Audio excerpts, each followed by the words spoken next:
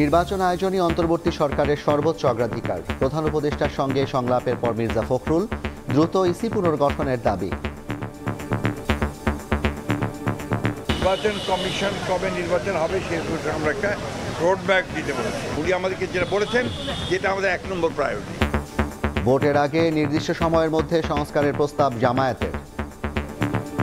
Roadmap হবে সংস্কারের, আর একটা রোডম্যাপ হবে নির্বাচনের। সংস্কারটা সফল হলেই নির্বাচনটা সফল হবে। খুনি এবং ফ্যাসিস্ট এরা যেন আবার বাংলাদেশের মধ্যে, বিশেষ করে যারাই হোক, তারা যেন নির্বাচন করার সুযোগ না পায়। সংস্কার নয়, নতুন সংবিধান চায় বৈষম্য বিরোধী ছাত্র আন্দোলন। দ্রুততম সময়ের মধ্যে আমাদের যে বিদ্যমান যে সংবিধানটি রয়েছে, এই বিদ্যমান সংবিধানটিকে বাতিল করে দিয়ে সংবিধান অবশ্যই আবার পুনর্গঠন করতে হবে। দেখছিলেন প্রধান শিরোনাম। রাতের সময়ে সঙ্গে আছি আমি জাফর সাদিক। এবার অন্যান্য শীর্ষ সংবাদ। নিত্যপণ্যর বাজারে আগুন, বেড়েই চলেছে ডিম মুরগির দর। 20 দিনে 280 কোটি টাকা মুনাফা হাতিয়েছে কর্পোরেট প্রতিষ্ঠান, দাবি পোল্ট্রি অ্যাসোসিয়েশনের।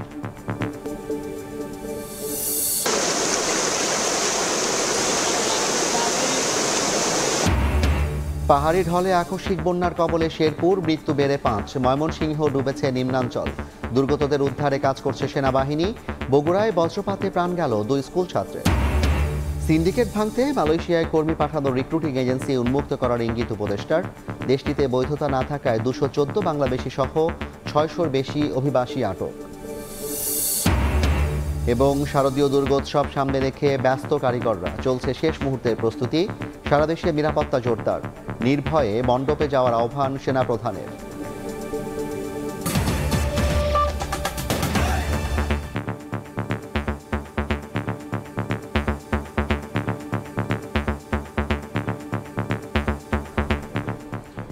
জাতীয় নির্বাচন অনুষ্ঠানই অন্তর্বর্তীকালীন সরকারের সর্বোচ্চ অগ্রাধিকার।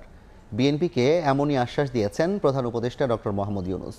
শনিবার সংলাপের পর এমনটা জানিয়ে বিএনপি মহাসচিব বলেন, দ্রুত ইসি গঠনের জন্য দাবি জানিয়েছেন তারা। এদিকে সংলাপে নির্বাচনের আগে রাষ্ট্র সংস্কারের ওপর গুরুত্ব দেওয়ার কথা জানিয়েছে জামায়াত ইসলামী। এছাড়াও আরও কয়েকটি দল আজ প্রধান উপদেষ্টার সঙ্গে সংলাপে অংশ নেন। অন্তর্বর্তী সরকার গঠনের 2 মাসের মাথায় আবারও রাজনৈতিক দলগুলোর সঙ্গে সংলাপে বসলেন প্রধান উপদেষ্টা ডক্টর মোহাম্মদ ইউনূস। শনিবার দুপুরের পর বিএনপি মহাসচিব মির্জা ফখরুল ইসলাম আলমগীরের নেতৃত্বে 6 সদস্যের প্রতিনিধি দল প্রধান উপদেষ্টার বাসভবন যমুনায় প্রবেশ করে।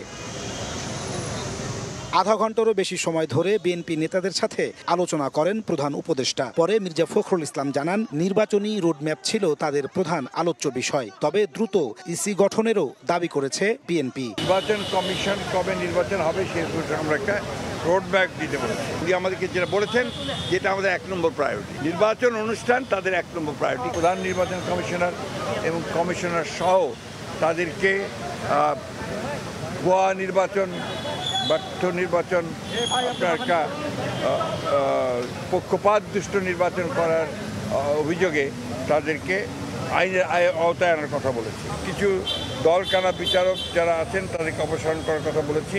আওয়ামী লীগের আমলে দায়েরকৃত সকল মিথ্যা মামলা, গায়েবী, ভুয়া, সাজানো, রাজনৈতিক উদ্দেশ্যে প্রণোদিত মামলাগুলোকে প্রত্যাহারের জন্য আমরা নীতিগত সিদ্ধান্ত ঘোষণা ও প্রত্যাহারের প্রয়োজনীয় ব্যবস্থা গ্রহণ করার। বিএনপির সঙ্গে আলাপ চলাকালীন সময়ে জামায়াতের আমির ডাক্তার শফিকুর রহমানের নেতৃত্বে 13 সদস্যের প্রতিনিধি দল সংলাপে অংশ নিতে প্রবেশ করেন যমুনায়। আলোচনা শেষে জামায়াতের আমির জানান, ভোটের আগে রাষ্ট্র সংস্কারের দাবি জানিয়েছেন তারা। একটা রোডম্যাপ হবে সংস্কারের, আর একটা রোডম্যাপ হবে নির্বাচনের। সংস্কারটা সফল হলেই নির্বাচনটা সফল হবে। এই জন্য 2টি বিষয়ের উপরে আমরা গুরুত্ব দিয়েছি এবং তাদের সাথে আমাদের আরও ডায়ালগ হবে। আমরা শুরু থেকে বলে আসছিলাম, সংস্কারের জন্য সরকারকে আমরা যৌক্তিক সময় দিতে চাই। সেই যৌক্তিক সময়টা কি হবে এটা নিয়ে অচিরেই আমরা কাজ করব। এদিন সংলাপে অংশ নেয় গণতন্ত্র মঞ্চ, বাম গণতান্ত্রিক জোট, ইসলামী আন্দোলন বাংলাদেশ ও এবি পার্টি। রাজনৈতিক দলগুলো সহ একটা আলাপ আলোচনাটাকে নিবিড় করা, সেটার জন্য আমাদের দিক থেকে আমরা মনে করি যে একটা কাঠামো তৈরি করা দরকার। স্বৈরাচার এবং যারা নাকি এই খুনি এবং ফ্যাসিস্ট এরা যেন আবার বাংলাদেশের মধ্যে, বিশেষ করে যারাই হোক, তারা যেন নির্বাচন করার সুযোগ না পায়। এই বিষয়টাও আমরা উপদেষ্টার কাছে বলেছি। পতিত স্বৈরাচারী সরকারের দোসররা যেন কোনোভাবেই রাষ্ট্রীয় গুরুত্বপূর্ণ এই সংস্কার প্রক্রিয়ায় তারা যেন অন্তর্ভুক্ত হয়ে কোনো ধরনের ষড়যন্ত্রমূলক কোনো কার্যক্রম যেন পরিচালনা করতে না পারে। দায়িত্ব নেওয়ার পর এর আগেও 2 দফায় রাজনৈতিক দলগুলোর সঙ্গে সংলাপ করেছেন অন্তর্বর্তীকালীন সরকারের প্রধান উপদেষ্টা ডক্টর মোহাম্মদ ইউনূস। নাজমুস সালেহী, সময় সংবাদ, ঢাকা। এদিকে সংস্কার নয়, নতুন সংবিধান চায় বৈষম্য বিরোধী ছাত্র আন্দোলন। একই সঙ্গে আওয়ামী লীগের দোসরদের বিচার নিশ্চিতের দাবি জানিয়েছেন ছাত্র আন্দোলনের অন্যতম 2 সমন্বয়ক। দুপুরে রাজধানীর রাওয়া কনভেনশন সেন্টারে বৈষম্য মুক্ত সশস্ত্র বাহিনী বাংলাদেশ বিনির্মাণে প্রয়োজনীয় রূপরেখা শীর্ষক সেমিনারে একথা বলেন সমন্বয়ক হাসনাত আব্দুল্লাহ। এ সময় ছাত্র আন্দোলনের আরেক সমন্বয়ক সার্জিস আলম বলেন, যারা প্রত্যক্ষ ও পরোক্ষভাবে আওয়ামী লীগকে সহযোগিতা করেছে তাদের বিরুদ্ধে অন্তর্বর্তী সরকারকে ব্যবস্থা নিতে হবে। এদিকে সেমিনারে বৈষম্যের শিকার সাবেক সামরিক অফিসাররা বৈষম্যহীন ও পেশাদার সামরিক বাহিনী গঠনের গুরুত্ব তুলে ধরেন।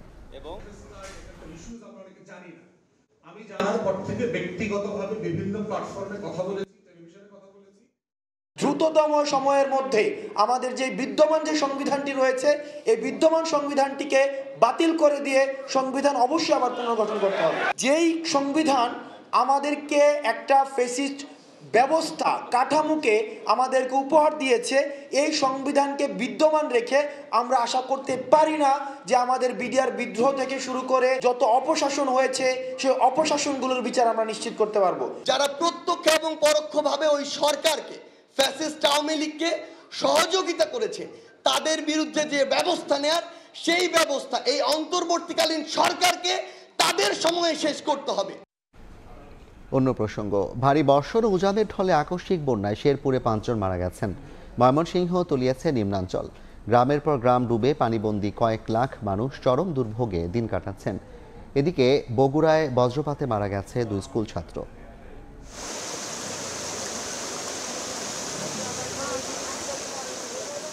টানা বৃষ্টি আর ভারতের মেঘালয় থেকে নামা পাহাড়ি ঢলে আগ্রাসী ময়মনসিংহের 2 জেলার নদ নদী বিপদসীমা ছাপিয়ে পানি ঢুকছে 5 উপজেলার গ্রামের পর গ্রামে।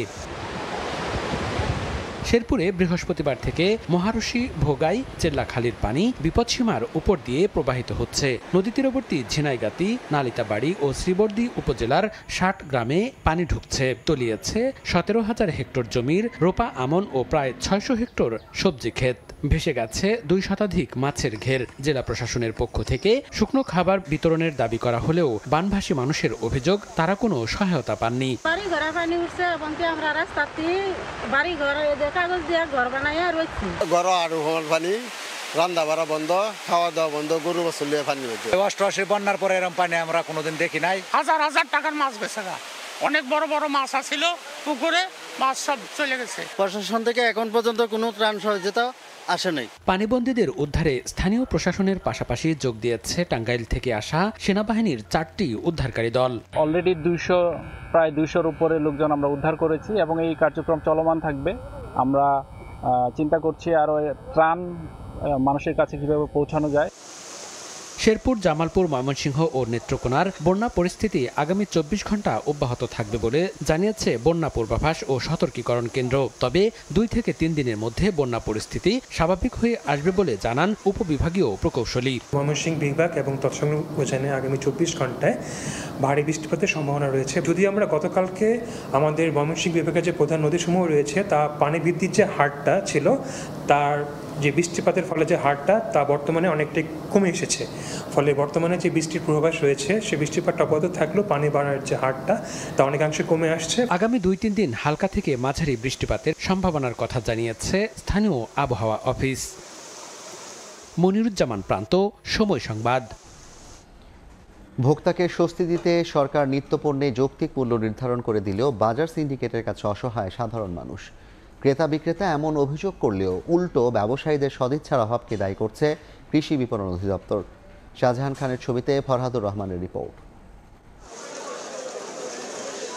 আইন মেনে গেল মার্চে মাছ, মাংস, ডিম, সবজি সহ 29টি কৃষি পণ্যের যৌক্তিক দাম নির্ধারণ করে সরকারি সংস্থা কৃষি বিপণন অধিদপ্তর।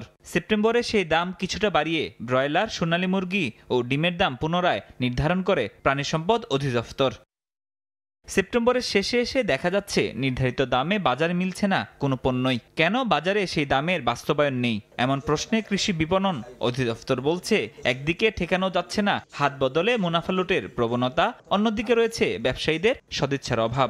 সরবরাহ শৃঙ্খলে যখন অতিরিক্ত হাত ঢুকে যায় বা অতিরিক্ত যারা আসলে তেমন কোনো ভ্যালু অ্যাড করছে না, খালি হাত বদল করছে, তখনই এই সরবরাহ শৃঙ্খলটা অদক্ষ হয়ে পড়ে এবং এই বাজারের এই ধরনের প্রাইসিং আমরা বিহেভিয়ার দেখতে পারি। এটা হচ্ছে মুখ্য।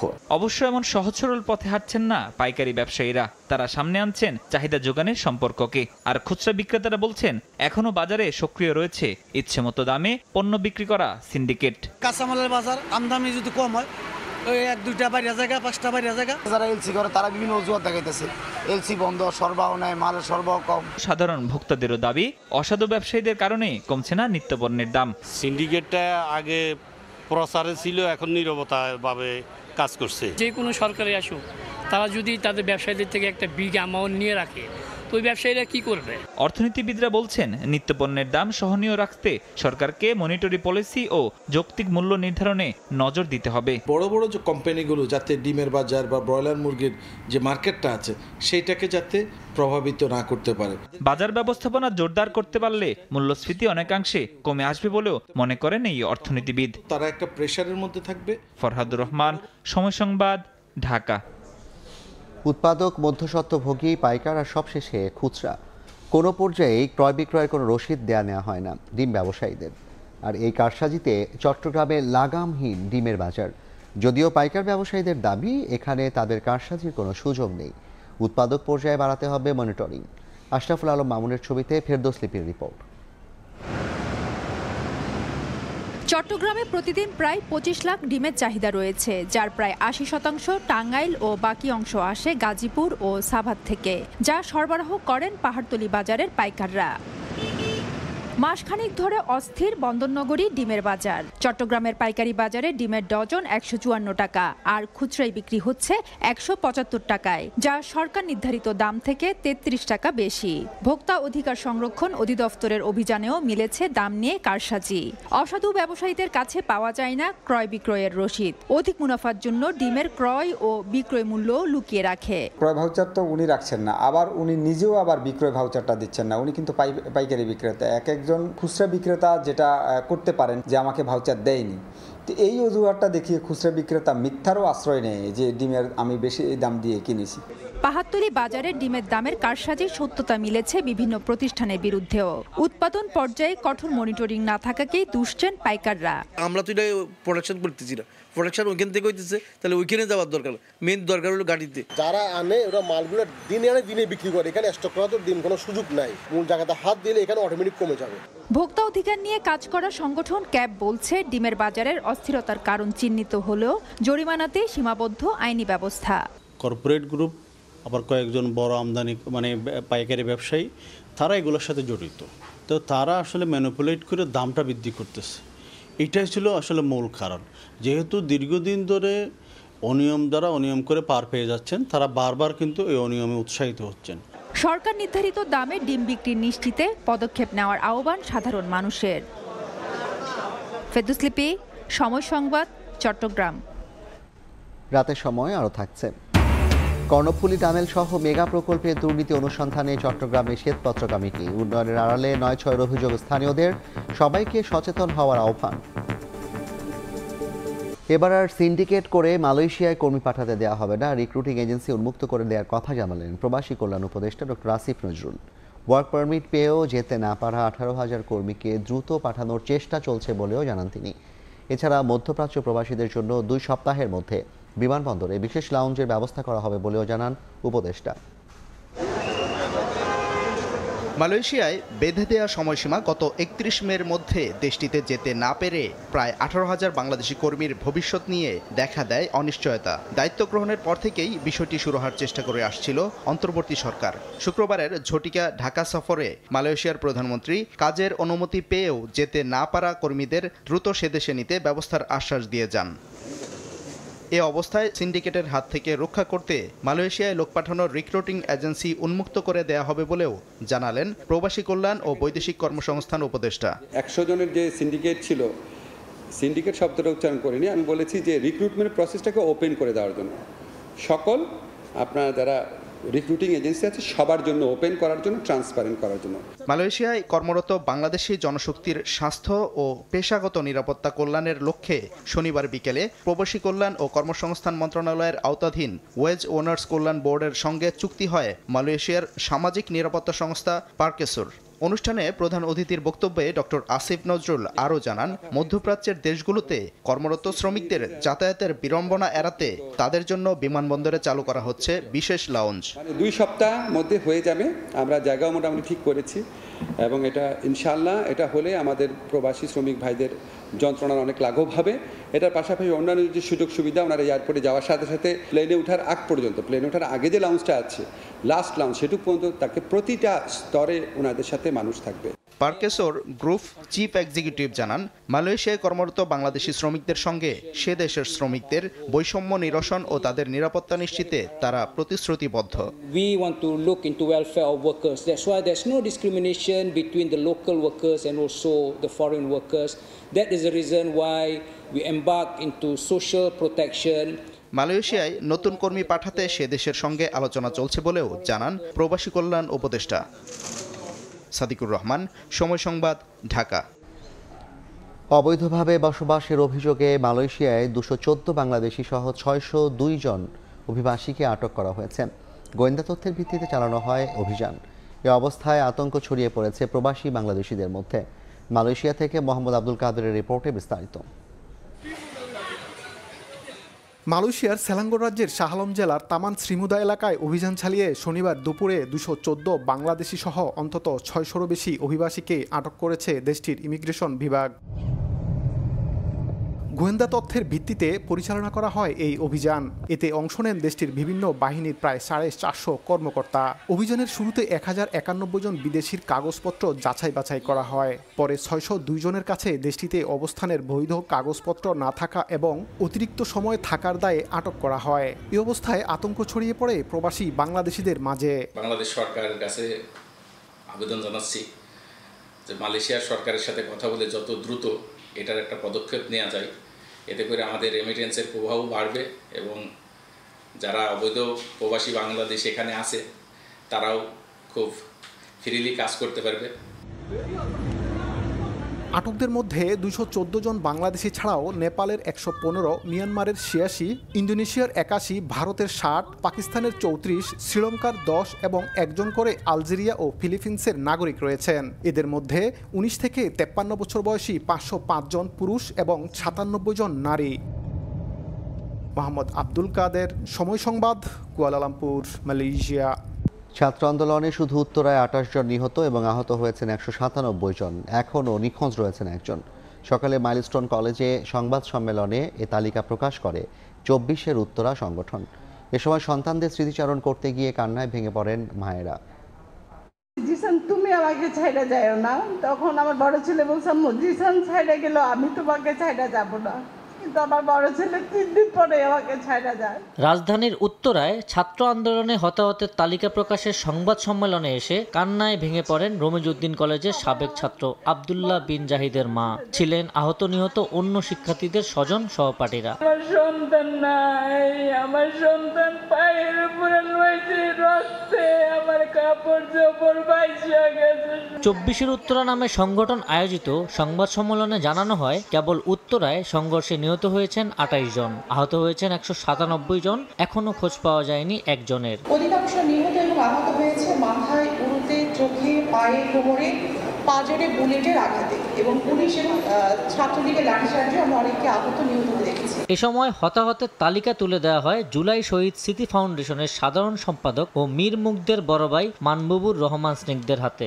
28,000 প্লাস আহত আছে এবং 1583 জন শহীদ রয়েছে। এই তালিকাটি এখনো চূড়ান্ত নয়, এখানে যাচাই বাছাইয়ের কিছু কাজ চলছে। নিজেদের ভলেন্টিয়ারদের মাধ্যমে ভেরিফিকেশন করে যে তথ্যগুলো ম্যাচ করতে পারতেছি, সেই তথ্যগুলোর বেসিস করে আমরা আমাদের যে কার্যক্রম আছে সেটি পরিচালনা করছি। সংবাদ সম্মেলনে ছাত্র আন্দোলনে নিহতদের যথাযথ মর্যাদা ও আহতদের সুচিকিৎসার দাবি জানানো হয়। এ পর্যন্ত 717 জন নিহতের খসড়া তালিকা স্বাস্থ্য অধিদপ্তরের ওয়েবসাইটে প্রকাশ করা হয়েছে। সংবাদ সম্মেলনে জানানো হয়, জুলাই শহীদ স্মৃতি ফাউন্ডেশনের ওয়েবসাইটে যথাযথ তথ্য সরবরাহের মাধ্যমে যে কোনো সময় অন্তর্ভুক্ত করা যাবে হতাহতের নাম। আবু সাইদ নিশান, সময় সংবাদ, ঢাকা। রাতের সময় আরও থাকছে। গোয়ালিয়রে সিরিজের প্রথম টি-20তে কাল ভারতের মুখোমুখি হবে বাংলাদেশ। প্রতিপক্ষ শক্তিশালী হলেও জয় তুলে নেওয়ার লক্ষ্য, উইকেট নিয়ে দ্বিধা। দক্ষিণ এশিয়ার দেশগুলোর মধ্যে বাংলাদেশের প্রাথমিক বিদ্যালয়ের শিক্ষকদের বেতন সর্বনিম্ন। শিক্ষকরা বলছেন তাদের বেতন দেওয়া হয় তৃতীয় শ্রেণীর কর্মচারীর গ্রেডে, যা দিয়ে জীবনযাত্রার ব্যয় মেটাতেই হিমশিম অবস্থা। শাকির আহমেদের রিপোর্ট। দূর করার জন্য আপনাদের রাজধানীর মোহাম্মদপুর সরকারি প্রাথমিক বিদ্যালয়ের সহকারী শিক্ষক খায়রুন নাহার লিপি জাতীয় পর্যায়ে শ্রেষ্ঠ শিক্ষিকা হওয়ার পর তিনি যা বেতন পাচ্ছেন তা দিয়ে পরিবারের খরচ মেটানো তো দূরের কথা, ঢাকায় মাথা গজার বন্দোবস্ত করতেই হিমশিম অবস্থা। প্রাথমিক বিদ্যালয়ের একজন শিক্ষকের টিফিন ভাতা যদি 60 টাকা বা তার চেয়ে একটু বেশি হয়, এর চেয়ে লজ্জার কোথায় আছে বলেন? নিত্য পণ্যের যে পরিমাণ দাম, সেটির সাথে যদি আপনি সমন্বয় করতে যান, মাসের 15 দিন পরে হাতে কিন্তু আর উদ্বৃত্ত অর্থ থাকে না। একই অবস্থা অন্যান্য শিক্ষকদেরও। যুগের পর যুগ নেই পদোন্নতি, বেতন দেয়া হয় 13তম গ্রেডে। শিক্ষকদের তৃতীয় শ্রেণীর কর্মচারীর গ্রেডে বেতন দিয়ে সুনাগরিক তৈরির দায়িত্ব দেয়াকে বৈষম্যমূলক বলছেন তারা। সরকারি পিটিআই সংলগ্ন পরীক্ষণ বিদ্যালয়গুলোতে একই শিক্ষাগত যোগ্যতা স্নাতক দ্বিতীয় বিভাগ, তাদেরকে 10ম গ্রেড দেওয়া হয়েছে। আমাদেরকে কিন্তু 13তম গ্রেড দিয়ে তৃতীয় শ্রেণীর কর্মচারী হিসেবে রাখা হয়েছে। চাকরির শুরু থেকে আমরা সহকারী শিক্ষক হিসাবে ঢুকি, আমরা সহকারী শিক্ষক হিসাবেই রিটায়ারে চলে যাই। বৈষম্যটা অনেক বেশি। সরকারি আসে, আশ্বাস দেয় যে এই করব, আপনাদের এই করব, প্রমোশন দিব, সবাই শুভঙ্করের ফাঁকির মতন অবস্থা।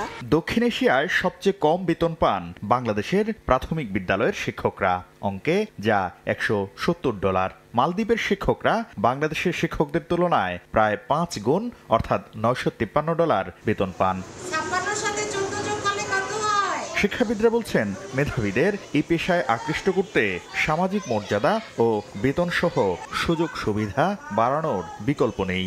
প্রাথমিক বিদ্যালয়ের শিক্ষকদের যে করুণ দশা আমরা জানি। 20 টাকা বেতনে শুরু হয়েছিল এই প্রাথমিক বিদ্যালয়ের শিক্ষকতা, এখনও আমরা সেই জায়গায় রয়ে গেছি। এটি পরিবর্তন করা ছাড়া, বাংলাদেশের প্রাথমিক বিদ্যালয়ের শিক্ষকদের সম্মান, অর্থনৈতিক মর্যাদা বাড়ানো ছাড়া কোনোভাবেই আমি মনে করি বাংলাদেশের প্রাথমিক শিক্ষার গুণগত মান বাড়ানো সম্ভব নয়। প্রাথমিক শিক্ষা অধিদপ্তর বলছে প্রাথমিক শিক্ষকদের সুযোগ আরও বাড়ানোর বিষয়ে তারা আন্তরিক। শিক্ষকদের সুবিধা দিয়ে অ্যাড্রেস করার জন্য সরকার কিন্তু প্রয়োজনীয় কার্যক্রম হাতে নিয়েছে। দেখুন, সেটা আমার মনে হয় যে সরকারের সক্রিয় বিবেচনায় আছে। আর্থিক সুযোগ সুবিধা বৃদ্ধির পাশাপাশি পেশাগত দক্ষতায়ও গুরুত্ব দেওয়া হচ্ছে বলে জানান প্রাথমিক শিক্ষা অধিদপ্তরের মহাপরিচালক। শাকির আহমেদ, সময় সংবাদ, ঢাকা।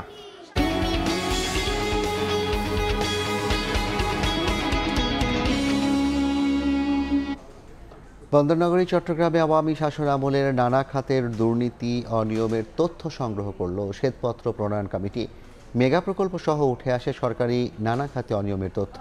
কমিটির প্রধান সিপিডির সম্মানীয় ফেলো ডক্টর দেবপ্রিয় ভট্টাচার্য নাগরিক অধিকার আদায় সবাইকে সচেষ্ট হওয়ার আহ্বান জানান। সমাজের নানা পেশা ও খাত সংশ্লিষ্ট 200 শতাধিক নাগরিক শনিবার বিকেলে উপস্থিত হন বন্দরনগরী চট্টগ্রামে শ্বেতপত্র প্রণয়ন কমিটির জনশুনানিতে। আওয়ামী আমলে হওয়া বিভিন্ন প্রকল্প ও খাতের দুর্নীতি এবং লুটপাট নিয়ে আলোচনা করেন তারা। জনশুনানিতে উঠে আসে চট্টগ্রামের বড় প্রকল্প কর্ণফুলী টানেল, জলাবদ্ধতা, দ্রব্যমূল্যের লাগামহীনতা, সিডিএ, ওয়াসা, কক্সবাজার রেললাইন প্রকল্প, বিদ্যুৎ ও ব্যাংকিং এর মতো সরকারি নানা প্রকল্প ও খাতের অনিয়ম সহ দুর্নীতি নানা দিক। উঠে আসে নাগরিকদের দীর্ঘদিনের জমে থাকা বঞ্চনার কথাও। ওই ভ্যালুয়েশন কোম্পানিকে দিয়ে 1 লাখ টাকার প্রপার্টিকে 1 কোটি টাকায় দেখা যাচ্ছে। আমি উদাহরণস্বরূপ আমার কাছে ফাইল আছে। পলিসিতে ছিল 2021 সালের মধ্যে এটা 3,000 টাকা হবে ভাতা পলিসিতে, কিন্তু তাও হয়নি। নারীদের প্রতি একটা রেশিয়াল লাশ ছড়ানো হচ্ছে পুরো সোশ্যাল মিডিয়ায়। তো আমি চাই যে এগুলো সবকিছু হচ্ছে সুষম বিচার হোক, সুষ্ঠু বিচার হোক। কত বিলিয়ন ডলার এভরি ইয়ার আমরা ড্যামেজ আর এক্সট্রা ফ্রেডে বিদেশ চলে যাচ্ছে, এটা আমাদের ফরেন কারেন্সি ডাইরেক্ট লস। শুনানিতে তথ্যউপাত্ত সংগ্রহের পাশাপাশি শ্বেতপত্র প্রণয়ন কমিটির প্রধান ডক্টর দেবপ্রিয় ভট্টাচার্য বলেন, পুরানো সিন্ডিকেটের পরিবর্তে নতুন সিন্ডিকেট চায় না জনগণ। নাগরিক অধিকার আদায়ে সবাইকে সচেষ্ট হওয়ার আহ্বান জানান তিনি। পুরানো সিন্ডিকেটের বদলে আমরা তো নতুন সিন্ডিকেট চাই না। সামগ্রিকভাবে আমরা যে সমস্যার মোকাবেলা করছি তার আয়তন, তার ব্যাপ্তি কত ব্যাপক এবং গভীর, তাহলে প্রতিটি মানুষের তাহলে এইটা পরিবর্তনের জন্য অংশগ্রহণ থাকবে। কেউ আমাদের জন্য করে দিয়ে যাবে, এটা হবে না। আমাদের নিজেদের দায়িত্ব নিয়ে আমাদের নাগরিক অধিকারকে আমাদের উসুল করে নিতে হবে। দেশের সামগ্রিক অর্থনৈতিক অবস্থা তুলে ধরে গত 28 August centre for policy dialogue সিপিডির সম্মানীয় ফেলো ডক্টর দেবপ্রিয় ভট্টাচার্যের নেতৃত্বে 12 সদস্যের শ্বেতপত্র প্রণয়ন কমিটি গঠন করা হয়। প্রকল্প ধরে অনেক আলোচনা হয়েছে। ফেরদৌস লিপি, সময় সংবাদ, চট্টগ্রাম। বিভিন্ন রাজনৈতিক দলের সঙ্গে প্রধান উপদেষ্টার সংলাপ নিয়ে ফরেন সার্ভিস একাডেমিতে ব্রিফিং চলছে। সরাসরি যাচ্ছি সেখানে। যারা দোষী ছিল তাদেরকে কিভাবে শাস্তির আওতায় আনা যায় এবং তারা যদি যে অপরাধ করেছে এই অপরাধের শাস্তির আওতায় আনার ব্যাপারে সরকারের স্পষ্ট অবস্থান আছে। তো আমরা মনে করি যে সরকার ক্ষমতা দায়িত্ব গ্রহণের দ্বিতীয় মাস এবং এই সময়ের ভিতরে সরকার অনেক জায়গাগুলোতে মূলত আইন শৃঙ্খলা পরিস্থিতি এবং বাংলাদেশের যে বিদ্যমান যে জনগণের যে আকাঙ্ক্ষার জায়গা থেকে যে সংস্কারগুলো রয়েছে সংস্কারগুলো করার ক্ষেত্রে প্রায়োরিটি দিচ্ছে। অ্যাট দ্য সেম টাইম অ্যাডমিনিস্ট্রেশনে যেই জায়গাতেই যেখানেই ফেসিবাদের দোষরা সক্রিয় ছিলেন তাদের অনেকেই আপনারা দেখবেন যে অলরেডি অনেকেই গ্রেপ্তারের ব্যবস্থা করা হয়েছে, অনেকের নামে মামলা আছে, অনেকের বিরুদ্ধে মামলা অনুযায়ী গ্রেপ্তারের পরবর্তীতে বিচার বা পরবর্তী কার্যক্রম চলমান আছে। আমরা আশা করি যে এবং এটা আমাদের জায়গা থেকে স্পষ্ট অবস্থান যে আমরা প্রশাসনের বাইরে দলীয়ভাবে যেখান থেকেই গণহত্যার সাথে জড়িত ছিল এবং ফেসিবাদের দোষর হিসেবে ভূমিকা রেখেছে তাদের সবাইকেই বিচারের আওতায় আনা হবে এবং ধীরে ধীরে সবাইকেই সঠিক মামলা এবং তদন্তের ভিত্তিতে শাস্তির আওতায় আনা হবে। এটা আমাদের স্পষ্ট অবস্থা।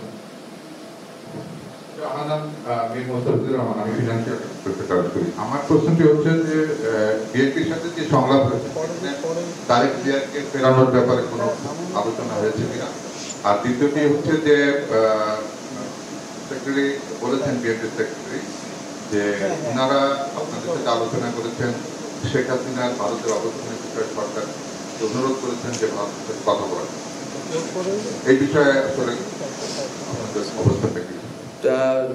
তারেক রহমানের বিষয়ে আজকে আলোচনা হয়নি এবং শেখ হাসিনার বিচার বা শেখ হাসিনার বিচারের বিষয়ে শেখ হাসিনা নয় শুধু বরং যতজনই গণহত্যার সাথে জড়িত ছিলেন সবার বিচারের ব্যাপারে বিএনপি তাদের অভিমত ব্যক্ত করেছেন স্পষ্টভাবে এবং আমরা আমাদের জায়গা থেকে স্পষ্ট করেছি যে আমাদের কার্যক্রমগুলো চলমান। ট্রাইব্যুনালে অলরেডি অনেকগুলো মামলা চলমান আছে এবং গুম যে কমিশন আছে ওই কমিশনে অভিযোগগুলো পড়েছে এবং অভিযোগের ভিত্তিতে আয়নাগর আপনারা দেখেছেন পরিদর্শনে যাওয়া হয়েছে। ফলে তো আমরা মনে করি যে এই কাজগুলো চলমান আছে এবং এটা একেবারে তৃণমূলের কর্মী থেকে শুরু করে প্রধান যিনি ক্রীড়ানক ছিলেন শেখ হাসিনা পর্যন্ত এটা আমরা মনে করি এই আওতায় আনা হবে এবং সবাইকে বিচার আওতায় আনার জন্য সরকারের রেসপেক্টিভ প্রতিষ্ঠানগুলো কাজ করে যাচ্ছে। সরাসরি যুক্ত ছিলাম ফরেন সার্ভিস একাডেমি মিলনায়তন থেকে। দুর্গোৎসব উদযাপনে সবার নিরাপত্তা নিশ্চিতে মাঠে থাকবে সেনাবাহিনী। নির্ভয়ে সবাইকে মণ্ডপে আসার আহ্বান জানালেন সেনাপ্রধান জেনারেল ওয়াকারুজ্জামান। এছাড়াও সনাতন ধর্মাবলম্বীদের নিরাপত্তায় সতর্ক অবস্থানে থাকবে গোয়েন্দা পুলিশ ও আনসার সদস্যরা।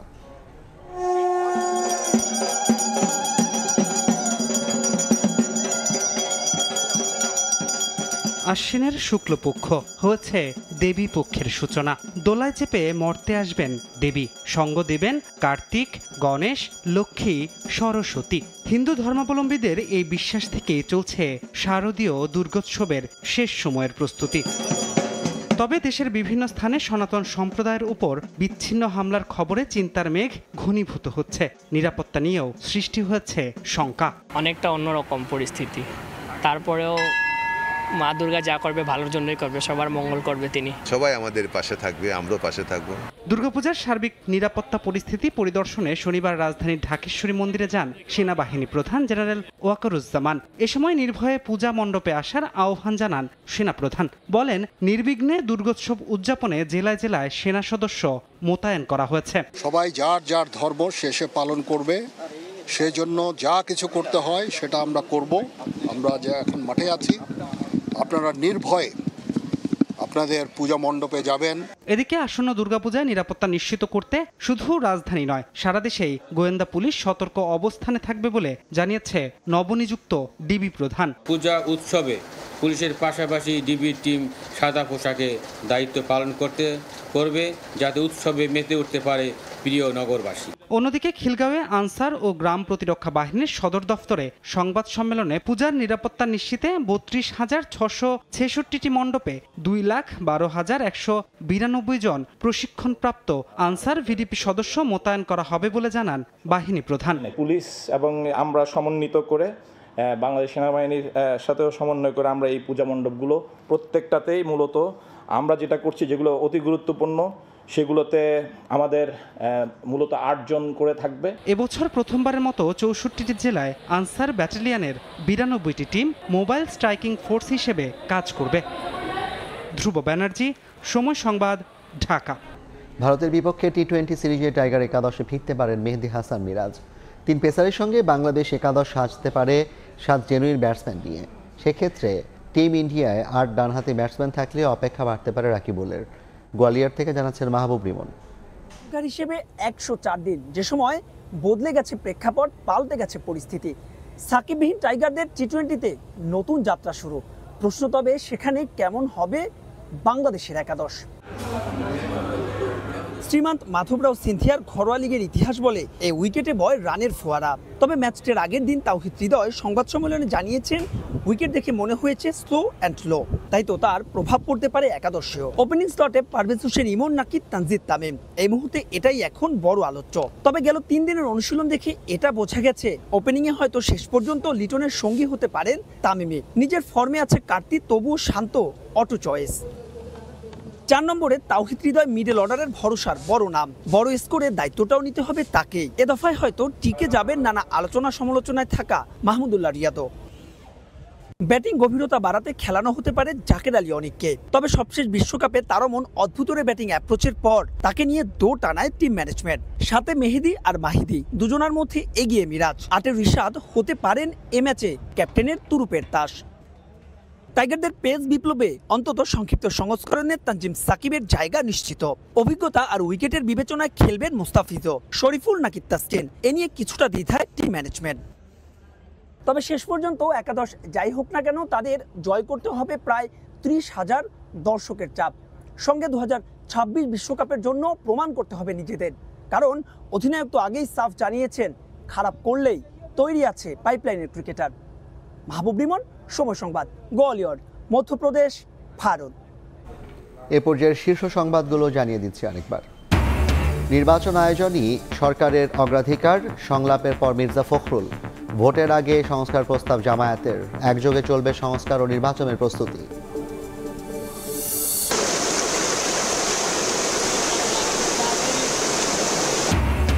পাহাড়ি ঢলে আকস্মিক বন্যায় শেরপুরে 5 জনের মৃত্যু। ময়মনসিংহ ডুবেছে নিম্নাঞ্চল। দুর্গতদের উদ্ধারে কাজ করছে সেনাবাহিনী। বগুড়ায় বজ্রপাতে প্রাণ গেল 2 স্কুল ছাত্রের।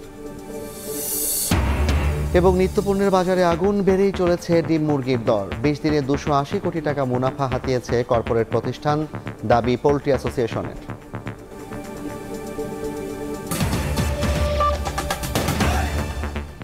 এই ছিল রাতের সময়, সঙ্গে থাকুন সময়।